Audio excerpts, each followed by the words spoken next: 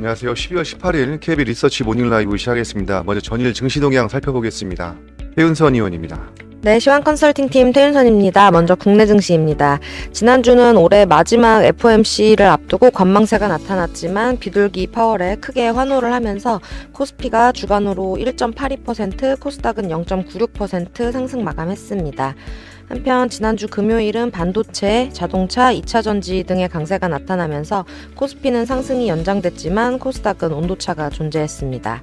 FOMC 결과 발표 이후에 투자 심리가 개선되고 외국인 순매수가 8천억 원 넘게 유입이 되면서 코스피는 이틀 연속 상승했지만 코스닥은 양도세 관련해서 대주주 요건 완화와 관련해 불확실성이 존재하면서 하락했습니다. 장마감 특징주로는 태양광 관련주가 미국 재무부의 IRA 첨단 제조 생산세액공제 잠정 가이던스 발표에 따라서 태양광 기업 수혜 전망이 나타남에 따라 하나솔루션, HD, 현대에너지솔루션 등이 상승했습니다. 또 에코프로머티는 코스피 200을 포함해서 코스피 100, 코스피 50, KRS 200, 또 KRX 기계장비 지수에 편입됐다는 소식에 급등하면서 시가총액이 11조 원을 돌파했습니다. 반면에 셀트리온 헬스케어는 셀트리온과의 합병을 앞두고 18일부터 거래정지에 들어간다는 소식에 그룹주가 동반 약세를 보였고 다음 달 12일에 합병된 신주가 유가증권 시장에 상장될 예정입니다. 다음은 해외 증시 동향입니다. 미국 증시는 연준의 피벗 기대감이 이어지면서 3대 지수의 산타 랠리가 연장이 됐습니다. 한편 연준 위원들의 발언이 엇갈렸는데 뉴욕 연은 총재는 3월 기준금리 인하에 대해서 생각하는 것조차 시기상조라고 발언을 했습니다. 반면에 시카고 연은 총재는 인플레이션이 현재 경로로 지속이 된다면 인하가 적절할 수 있다고 발언하면서 파월의 입장을 지지했습니다. 한편 12월 서비스 PMI 지수는 51.3으로 5개월 만에 최고치였던 반면에 제조업 PMI는 48.2로 4개월 만에 최저 수준을 기록하며 상반된 모습을 보였습니다. 중국 증시는 광군제 효과에도 불구하고 11월 소매 판매가 예상치를 하회하는 등 경제 회복에 불확실성이 확산되면서 하락했습니다. 유럽은 금리 인하 기대 속에 매파적인 동결에 그친 ECB와 BOE 결과에 혼조세 마감했습니다. 미국 10년물 국채금리는 피벗 기대감이 유지가 되면서 하락세를 연장해 3.91%로 마감을 했고 달러는 금리 인하를 논의하고 있지 않다는 연준 당국자 발언도 나타나면서 소폭 반등했습니다. 유가는 해운기업인 머스크의 홍해 운항 중단 등 지정학적 우려에도 하락했는데 주간 기준으로는 8주 만에 상승했습니다. 다음 증시 관전 포인트입니다. 예상보다 완화적인 연준 스탠스에 국내외 증시 랠리가 이어지고는 있지만 시장과의 괴리에 상승 탄력은 둔화되는 모습입니다. 이번 주에는 BOJ를 비롯해서 미국 주택지표 그리고 PCE 물가지수 등이 대기해 있는데 외국인 수급 변화가 나타나는 업종을 중심으로 접근이 유효해 보입니다. 또 국내는 대주주 양도세 완화에 대한 전망이 엇갈리고 있는데 주말 사이에 이번 주 초 50억 원으로 상향 발표 전망이 다시 보도가 됐습니다. 참고하시기 바랍니다. 네, 연준의 피벗 기대감이 이어지면서 미국의 3대 지수의 산타 랠리는 연장되는 모습입니다. 국내 증시 역시 랠리가 이어지고 있지만 시장과의 괴리에 상승 탄력은 다소 둔화되는 모습입니다. 바로 이어서 상업용 부동산 시장 살펴보겠습니다. 장지영 의원입니다. 안녕하세요. 상업용 부동산 장지영입니다. 국내 물류센터 시장의 현황과 전망 자료를 발표했습니다. 경기 우려 그리고 이제 고금리와 인플레이션으로 글로벌 상업용 부동산 전반에서 투자 시장 위축이 나타났던 게 2023년인데요.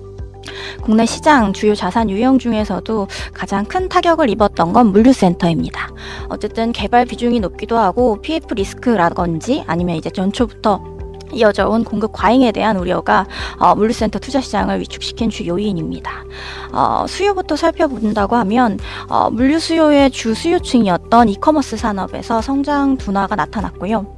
이제 급격한 성장세 때문에 투자되던 물류센터에 대해서 조금 성장 둔화에 따라서 공실률 리스크가 올라가면서 수요 조정이 조금 우려가 되었었고요. 다만 사실 전체적인 이커머스 산업 수요 자체는 조금 줄어들 수 있습니다만 이제 국내 기업들에서 유통기업 그리고 이커머스 기업들에서 당일 배송이라든지 아니면 휴일 배송이라든지 어쨌든 배송 서비스의 차별화에 좀 투자를 하면서 증가 속도 자체는 둔화될 수 있습니다만 기업 물류 수요는 지속적으로 확대될 것으로 보입니다. 임대 시장으로 넘어가 보면 연초에 가장 중요했던 이슈였던 신규 공급 과잉이 사실은 2023년에도 해소되지 못한 상태인데요. 3분기 기준으로 봤을 때 두 자릿수 공실률 약 13% 정도의 공실률이 유지가 되고 있고, 요거는 전년 동기 기준으로 봤을 때는 8.9%와 비교해 봤을 때도 여전히 높은 상황입니다. 다만 긍정적인 부분 같은 경우에는 금리 인상과 그리고 공사비 증가로 공급이 좀 조정되었다는 부분인데요. 2023년 3분기 누적 기준으로 했을 때 공급이 20% 정도 조정된 상황을 보여주고 있습니다. 다만 사실 2023년에도 이제 과잉 공급은 어느 정도 계속 될 거라고 생각을 하고 있고, 그러다 보니까 임차인 위주의 시장 분위기로 렌트프리 제공이 보편화되면서 실질 임대료 자체는 계속 하락할 것으로 보입니다. 특히 저온물류센터 같은 경우에는 수요가 상온 대비해서 조금 제한되어 있고, 그리고 과잉 공급이 좀 두드러지기 때문에 실질 임대료 하락폭이 더 커서 상온과 저온의 임대료 격차도 두드러질 거라고 생각을 하고 있습니다. 투자 시장의 경우에는 어쨌든 주요 자산 유형 중에 이제 전년 동기 대비해서 좀 큰 폭의 투자 규모 위축을 보였는데요. 국내 물류센터 투자는 3분기 누적 투자 규모 기준으로 절반 이상 57.5% 정도 감소했습니다. 일단은 뭐 금리 인상, 그리고 조금 전 말씀드렸던 수급 불균형, 그리고 공사비 상승으로 조금 시장 전체적으로 위축된 모습을 보이고 있고요. 다만 이제 기투자한 개발 자산에 대해서 수익 실현이 좀 지연이 되면서 공매로 넘어가는 물건들도 발생을 하고 있습니다. 하지만 뭐 임차 구조가 탄탄한 뭐 쿠팡 등 주요 앵커 테넌트가 이제 임차하고 있는 자산의 경우에는 여전히 자산 가치가 조금 올라가는 모습을 보이고 있어서 자산별로 이제 코어 자산 같은 경우에는 자산 가치 상승을 지속을 하고, 조금 문제가 있는 자산 같은 경우에는 자산 가치가 조정되면서 양극화가 두드러질 걸로 보입니다. 2024년에도 사실 수도권 물류센터에 신규 공급 194만 평 정도 예정이 되어 있거든요. 한 20-30% 정도 이제 지연되고 조금 예정보다 문제가 생기는 자산들이 발생했다고 하더라도 어쨌든 역대급 공급이 계속 될 거라고 생각을 하고 있습니다. 그렇다 보니까 2024년에도 높은 공실률과 그리고 임대료 조정이 계속 될 걸로 보이고요. 이런 건 이제 물류센터 공사 기간이 2에서 5년 정도인 것을 감안을 하면 22년 하반기에 이제 공급에 타격이 있었던 그런 때를 감안을 했을 때 2025년부터는 공급이 조금 안정될 걸로 보입니다. 다만 2024년에도 이제 어려움이 계속 될 거라고 생각을 하고 있고, 투자 시장도 이제 조금 금리가 움직여줘야지 투자 규모 자체가 좀 올라오는데 투자 환경 개선이 좀 어려울 걸로 보이면서 개별 투자 자산에 대한 좀 선별 중요성, 그리고 전략에 대한 중요성이 부각될 걸로 생각이 됩니다. 자세한 내용은 리포트 참고해 주시기 바랍니다. 감사합니다. 네, 고금리와 높은 인플레이션 경기 우려로 2023년 글로벌 상업용 부동산 시장은 상당히 위축되었습니다. 반면에 특히나 이제 코로나19의 유동성과 이제 급격한 수익 확대를 바탕으로 빠르게 몸집을 키우고 있었던 국내 물류센터 투자 시장도 역시 큰 타격을 입었는데요. 개별 사업 비중이 컸던 물류센터 투자 시장은 금리 인상과 PF 리스크로 투자 규모가 절반 이상 감소를 했습니다. 투자 시장 위축의 주요 원인은 금리 인상과 그리고 수급 불균형, 공사비 상승이라고 할 수가 있겠습니다. 특히 이제 상업 물류센터보다 공실 리스크가 높은 저온 물류센터의 경우 상대적으로 자산 가치 조정이 두드러진다고 할 수가 있겠습니다. 이 시장은 24년에 예정된 수도권 물류센터 신규 공급은 약 194만 평입니다. 2023년에 예정된 신규 공급 물량의 약 20%가량이 감소했음을 감안하더라도 2024년에 수도권 물류센터 신규 공급은 역대 최고 수준이라고 할 수가 있겠습니다. 그렇지만 2024년에도 임차인 위주의 시장이라든지 상조원 물류센터의 실질적인 그런 임대료 격차 감소가 지속될 것으로 보여집니다. 따라서 2024년에도 고금리를 포함한 투자 환경 개선은 어려울 것으로 보이기 때문에 개별 투자 자산의 선별 중요성이 부각될 것이라는 그런 장지영 위원의 코멘트였습니다. 자, 다음은 글로벌 ESG 브리프 살펴보겠습니다. 김준섭 위원입니다. 예, 안녕하십니까. ESG를 담당하고 있는 김준서입니다. 한 주간 주요 ESG 이슈를 업데이트 드리도록 하겠습니다. 이번 주에는 지속가능 연료와 화석연료 보일러 관련 이슈에 대해 말씀드리도록 하겠습니다. 먼저 지속가능 연료입니다. 지속가능 연료는 아시다시피 바이오에서 추출하는 바이오 연료나 아니면 그 전기나 수소를 활용한 합성 연료를 지속가능 연료라고 이야기를 하는데요. 이를 항공 연료로 사용을 하는 것들을 지속가능 항공 연료라고 규정을 하고 있습니다. 일전 버진 어틀랜틱이라고 한 항공사가 지속가능 항공유만을 사용해서 대서양을 횡단하기로 했다라는 점을 말씀드린 바 있는데요. 해당 비행이 11월 말 성공함으로써 지속가능 항공유에 대한 논의가 급물 매물살을 타는 동향입니다. 일전 말씀드린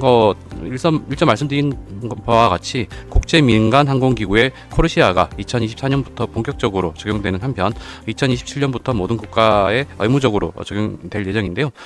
이에 따라서 항공사들은 배출하는 탄소 배출량만큼 추가적으로 벌금을 납부해야 되는 상황입니다. 다만 이런 지속가능 항공연료 관련해서 이제 긍정적인 상황인 가운데 높은 비용이 추가적으로 화두가 되고 있는 상황입니다. 현재 SAF 지속가능 항공연료의 가격은 기존 항공용 등유 대비 2배 정도에 형성되어 있기 때문에 상용화가 쉽지 않다라는 점이 화두인데요. 영국이나 SAF의 적극적인 국가의 로드맵에 따르면 이와 같은 지속가능 항공유는 전체 항공유의 10분의 1 이상을 차지할 것으로 기대되는 상황입니다. 다음은 화석연료 보일러의 퇴출 관련한 사항입니다. EU인데요. EU는 지난 14일 녹색건물법을 개정하면서 2040년까지 화석연료 보일러를 단계적으로 금지를 하겠다라는 점에 단계적으로 금지하겠다라는 법안을 발의한 바 있습니다. 이에 따라서 EU 의회는 발의된 법안을 내년도 1월 23일에 투표를 붙일 예정인데요. 만일 해당 법안이 통과된다라고 하면 하이브리드 보일러나 히트펌프와 같은 전통적인 화석연료 보일러의 대체제에 대한 제품 판매를 진작할 것이 기대됩니다. 화석연료 보일러를 설치하는 데 제공되던 보조금 지원이 중단되면서 이와 같은 히트펌프 등의 가격 경쟁력이 상대적으로 개선되기 때문인데요. 이에 따라서 새로운 시장이 성장할 것으로 예상이 되는 부분입니다. 겨울이 되면서 화석연료의 퇴출 관련 뉴스들이 나타나는 상황입니다. 자세한 내용을 리포트를 참고해 주시면 좋겠습니다. 이상입니다. 네, 그 버진 애틀란틱이 지속가능 항공 연료를 통해서 대서양을 횡단했다고 합니다. 이 지속가능 항공 연료죠 SAF를 활용한 대서양 횡단은 일반적인 대서양 횡단 비행보다 탄소 배출량이 70% 감소하는 것으로 이렇게 추정된다고 합니다. 현재 항공운송은 전 세계 온실가스 배출량의 약 5%를 차지하는데요. 2027년도부터는 모든 국가에서 의무적으로 코르시아를 적용한다고 합니다. 이 코르시아를 적용되게 되면 기준 대비 초과 배출한 온실가스에 대해서 의무적으로 탄소 크레딧을 구매를 해야 된다는 그 조건입니다. 반면에 그 지속가능 항공유의 높은 비용이 이슈인 거죠. 그래서 현재 SAF의 가격은 기존 항공유 등유 대비해서 2배 정도의 가격이 형성되어 있다고 합니다. 또 다른 이슈는 이제 EU죠. EU에서 녹색 건물법을 개정을 하면서 2040년까지 화석연료 보일러를 단계적으로 금지를 하고 건축자재의 디지털 여권을 도입하는 방안을 발의를 했다고 합니다. 한편 기존까지 보일러 구매에 제공하던 보조금을 2025년부터 삭감하는 정책도 해당 법안에 포함되어 있다는 그런 김준석 의원의 내용이었습니다. 네, 다음은 금호타이어 한번 살펴보겠습니다. 김현겸 의원입니다. 네, 금호타이어에 대해서 말씀드리겠습니다. 2023년 실적은 매출액 4.05조 원, 전년 대비 13.8% 증가하고요. 영업이익 3,820억 원으로 전년 대비 1,554%, 그리고 OPM은 9.4% 기록할 전망입니다. 당기순이익은 1,550억 원으로 흑자 전환할 것으로 추정하고 있습니다. 이렇게 좋은 실적에 나올 수 있는 이유는 판가 인상 그리고 원자재와 물류비의 안정화를 통해서 영업이익 사상 최고 실적을 경신할 것으로 전망이 되고 있는데요. 미국의 1차 반덤핑 관세 연례 재심 예비 판정 결과 확정에 따라서 이익 전망치의 일부 변동 가능성은 있습니다. 체크포인트 말씀드리겠습니다. 2024년 다양한 호재가 이어질 금호타이어에 주목하셔야 됩니다. 먼저 베트남 공장 캐파 확장에 따른 실적 성장이 이어질 것으로 전망이 됩니다. 2022년 말 600만 본 생산 캐파에서 2023년 말 1250만 본으로 2배 이상 증설이 완료가 되는 상황이고요. 베트남 공장은 대부분 미주 수출용이기 때문에 반덤핑 관세 회피가 가능하고 저렴한 인건비 등으로 인해서 수익성 개선을 기대할 수 있습니다. 두 번째, 이제 물류비 하락에 따른 중장기 이익 성장에 주목을 하고 있는데요. 세계 최대 해운사인 스위스 MSC와 2위 해운사인 덴마크 머스크의 해운 동맹인 2M이 2025년 1월부로 해체가 됩니다. 또한 오션 얼라이언스 역시 2027년 계약 종료가 되면서 해운업계에 큰 지각 변동이 예고가 되고 있습니다.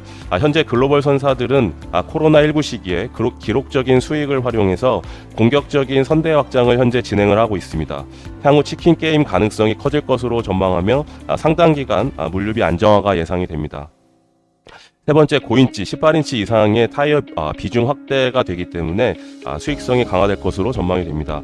현재 고인치 비중이 2023년 1분기에는 36.4%에서 4분기에는 39%로 상승할 것으로 추정이 되는데요.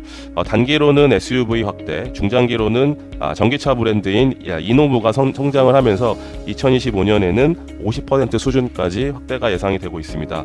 ASP 상승에 따른 이익이 상승할 것으로 전망이 됩니다. 네 번째는 금호타이어 광주 공장 이전 관련 PF 컨소시엄이 재구성 중인데요.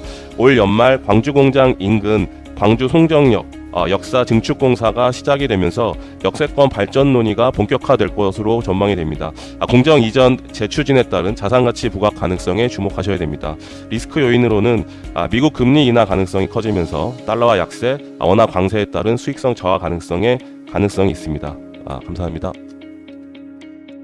네, 금호타이어 2023년 매출액은 약 4조 원, 영업이익은 3,820억 원으로 영업이익 기준 사상 최고 실적을 경신할 것으로 예상이 됩니다. 포인트는 크게 네 가지입니다. 첫 번째로 베트남 공장 캐파 확장에 따른 실적 성장이 이어질 전망입니다. 작년 말 기준으로 600만 본에서 올해 약 1250만 본으로 증설이 완료가 되는데요. 이 증설이 완료가 되게 되면 미주 쪽으로 수출이 늘어나면서 실적이 크게 호전될 것으로 보여집니다. 두 번째는 물류비 하락에 따른 중장기 이익 성장에 주목을 해야 되고, 세 번째는 고인치 타이어, 즉 18인치 이상 타이어 비중 확대로 수익성이 강화될 전망입니다. 현재 고인치 비중은 지난 1분기에 약 36.4%에서 4분기에는 39%로 큰 폭으로 증가를 했고, 단기적으로는 SUV 확대라든지 중장기적으로 전기차 브랜드 이노브가 성장하면서 2025년에는 약 50% 수준까지 고인치 타이어 비중이 확대될 것으로 예상이 됩니다. 이렇게 된다면 당연히 판매 단가 상승으로 이어질 것으로 전망이 됩니다. 네 번째는 금호타이어 광주 공장 이전 관련 PF 컨소시엄이 재구성 중에 있습니다. 공장 이전이 재추진된다면 자산가치 부각에 따른 그런 금호타이어의 모멘텀에 주목할 필요가 있어 보입니다. 영업기준 사상 최대 실적이 예상되는 금호타이어에 주목을 하자는 그런 김현겸 위원의 코멘트였습니다. 자, 오늘 마지막 기업입니다. 어도비 한번 살펴보겠습니다. 유중호 위원입니다. 네, 안녕하세요. 미국 기업 분석 담당 유중호입니다. 오늘 어도비 관련 실적 자료를 준비해 봤는데요. 우선 결과부터 말씀드리면은 어도비의 단기 주가 상승 여력은 다소 제한적일 수 있을 것을 좀 보고 있습니다. 그 뒷배경을 보면 일단 AI에 대한 과한 기대감이 좀 높게 형성되어 있는 부분이 있고, 반면 이제 고객사들의 AI에 대한 투자가 좀 지연되면서 이런 불확실성이 높아지면서 내년에 AI로 인한 매출 성장이 다소 지연될 수 있는 부분이 바로 이 원인인데요. 그러나 장기적으로 보면은 어도비의 높은 시장 점유율, 그리고 고객 증가 추세, 마지막으로 대기업들과의 파트너십 확대, 이런 부분들을 감안할 시에는 장기적으로 견고한 매출 성장이 예상된다라고 보고 있습니다. 따라서 운영 관점으로 비중을 유지하실 것을 좀 권고드리고요. 최근 실적을 보면은 매출액과 주당 순이익 모두 시장 예상치를 상회했습니다. 클라우드에 기반한 AI 편집 소프트웨어들의 수요가 일단 높게 나타났고요. 그리고 4분기 연간 반복 매출은 5.7억 달러 정도 증가하면서 총 152억 달러 정도를 기록하면서 상승세가 나타났습니다. 구독자 수도 지난 분기 대비해서 약 100만 명 정도 증가하면서 늘어난 추세가 나타났고요. 마진 부분을 보면은 연구 개발비를 꾸준히 투자가 하면서도 여전히 이제 영업이익률은 1.71%포인트 전년 동기 대비 개선되면서 일단 효율성이나 이런 게 좀 좋아졌다라고 좀 보고 있습니다. 최근 가이던스를 보면은 내년 1분기, 그러니까 올해 12월에서 내년 2월에 해당하는 기간 동안의 가이던스로 매출과 주당 순이 모두 성장할 것으로 일단 발표를 하긴 했는데, 매출액 같은 경우에는 사실 시장 예상치랑 조금 상단이 좀 겹치면서 생각보다는 좀 아쉬운 부분이 있다라고 좀 보고 있는데요. 하지만 주당 순이익 같은 경우에는 좀 시장 예상치보다 높은 수준을 나타내면서 일단 마진 개선과 이익 증가 이런 것에 좀 나타날 것으로 예상하고 있습니다. 이번 분기에는 새로운 파이어플라이 소프트웨어 3개를 신규 출시했습니다. 타입별로 나눠서 조금 더 발전된 성능을 기대하실 수 있고요. 그리고 대기업과의 협업 같은 경우 이제 엔비디아가 자사의 메타버스 플랫폼이 옴니버스에 파이어플라이를 도입할 것을 발표했고, 또한 지난 분기에는 이제 구글이랑도 파이어플라이 계약을 맺었죠. 이러면서 대기업과의 협업도 늘어나면서 매출을 이룰 수 있는 창구가 좀 늘어나고 있다라고 보고 있습니다. 따라서 장기적으로 어도비의 이제 이런 AI 소프트웨어 생태계 확장이 일어나면서 고객층 확대와 실적 성장이 기대된다라고 좀 예상하고 있습니다. 주가 수준을 보면 12개월 선행 PE 멀티플 같은 경우 32.5배로 지난 1년 고점을 갱신했습니다. 최근 지난 한 달 1개월치인데요. 그러면 3년 EPS 성장률 또한 14%로 좀 나타나면서 1월 반영한 수치가 PEG 배수 같은 경우 2.3배로 나타났는데요. 이 수치가 사실은 동종기업 대비해서 좀 높은 수준입니다. 따라서 저희는 상대적으로 프리미엄이 조금 있다라고 보고 있는데, 하지만 앞서 말씀드린 높은 시장 점유율, 시장 점유율이랑 그리고 고객층 확대, 파트너십 증가 이런 것들을 감안할 시에는 이런 프리미엄 적정 수준이다라고 생각하고 있고 장기적으로 안정적 이익 성장이 기대된다라고 보고 있습니다. 그리고 12개월선 ROE 같은 경우도 소폭 하락세가 나타났지만 여전히 40% 가까이 육박하면서 S&P 500이나 이제 산업을 상회하는 수치에 나타나고 있고요. 자세한 리포트 참조해 주시면 감사드리겠습니다. 감사합니다. 네, 어도비의 4분기 매출액은 50.5억 달러, 주당 순이익은 4.27달러를 기록을 하면서 시장 예상치를 모두 상회를 했습니다. 클라우드에 기반하여 AI 편집 기술을 활용한 그런 다양한 소프트웨어의 수요가 높아진 것이 그 실적 호전의 원인이라고 할 수가 있겠습니다. 1분기 가이던스도 제출했는데요. 그 매출액은 51억 달러에서 51.5억 달러로 제시를 했고, 장기적으로 어도비의 AI 소프트웨어 생태계 확장에 따른 고객층 확대와 실적 성장이 기대되고 있습니다. 그렇지만 어도비의 단기 주가 상승 여력은 제한될 수가 있습니다. 그렇지만 높은 시장 점유율, 고객층과 파트너십 확대 등에 따른 견고한 장기 매출 성장이 예상돼서 운용 관점으로 비중 유지를 권고한다는 그런 유중호 의원의 코멘트였습니다. 이상으로 12월 18일 KB 리서치 모닝 라이브 마치도록 하겠습니다. 감사합니다.